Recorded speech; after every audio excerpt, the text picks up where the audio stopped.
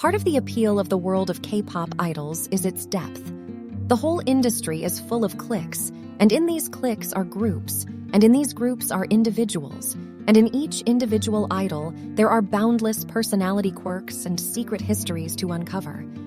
But as mysterious as some idols are, the industry itself is even more mysterious. Especially for Westerners, who do not grow up around that sort of thing, the ins and outs of what happens to make an idol, how they live their lives, and what they go through can all be a mystery.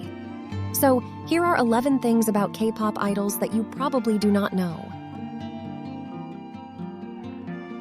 Pop quiz. Where do idols come from? They certainly don't come from a mama idol and a papa idol. Most commonly, they come from talent agencies whose entire job is to find talented kids. Them being kids is as important as them being talented. Parents, some rich and some poor, will put their children through grueling dance class. Some of them will forgo normal school for this, while others will enroll their kids into special schools that teach dancing and singing. Most idols sign contracts with agencies at around 12 or 13 years of age. Obviously, they are not idols yet, and likely won't be for many years. What they are is trainees. The contract binds them to take classes in how to be an idol, as well as how much these classes will cost them. The cost is incurred as debt, which the idol will have to pay off, usually over the next 10 years. An idol is unlikely to see any of the money they make through their agency until they are an adult. This is probably no surprise, as many industries will have an indirect requirement that women diet due to societal pressure. But in the K-pop industry, it is not just that female idols have diets. They have diets mandated by their contracts, restricting them from eating certain things. Eating outside their contract can result in them getting fired or fined. Some are even required to take diet pills by contract, which can lead to dependency. Some people consider this a safety measure as much as a rule. Some idol fans can be a little excited by their favorite idols.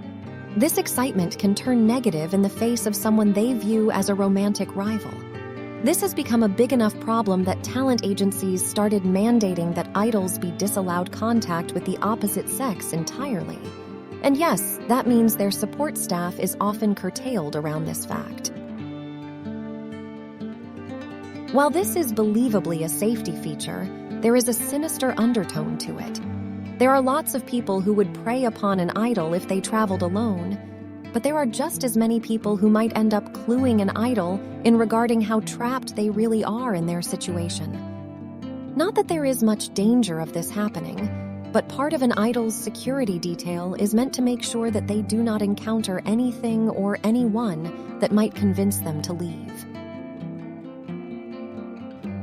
Blackpink idols. Jennie and Rose, two of the most popular female idols in the world, once came to their manager with ideas for a song they wanted to do. These two idols were turned down. Imagine that. If these two can be turned down, then just about anyone can be rejected. This surprises many people to hear, but if we go back to Blackpink, they actually have a member that is from Thailand. This is not all that common, but that is more a matter of the idol pipeline than any bias in the industry. There are just a few non-Koreans that get involved with the industry at such an early age that they have to be in order to get into it. Not all idols go on to be BTS or Girls' Generation level successes. In fact, most idols will go on to be models and dancers professionally without joining a group in that way. If you have ever seen a product being advertised by a girl group dancing at a festival or in a mall, then those girls are likely low-level idols from a small talent agency. It is not always exactly age 25, but that is the most common age to retire. This is to keep idols perpetually young, as well as to prevent them from getting burnt out. While many idols go on to be producers of music or to use their expertise to be choreographers, even these jobs are more run-of-the-mill than most people would expect. Lots of idols simply go into the normal workforce. The debt they incur early on in their career, combined with their unfair contracts, means they can't really retire off of their idol money. While it is exceptionally uncommon for a foreigner to become an idol trainee, talent agencies will work to make sure that all their idols are afforded an education. This includes sending foreign idol trainees to a school called Kent, which has both normal classes and idol lessons. Ask anyone in the world if they want to be an idol, and even knowing everything they go through, most people would still say yes. They will be surprised at how much they are exploited, but most people have it even worse. The most shocking thing is how deep it runs. Still, their lives are glamorous and their talents are undeniable. Who wouldn't want to be surrounded by so much praise and attention? Thanks for watching. It's been great sharing this content with you.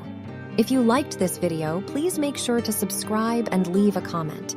Your support helps us make more great content in the future. Thanks again, and have a great day.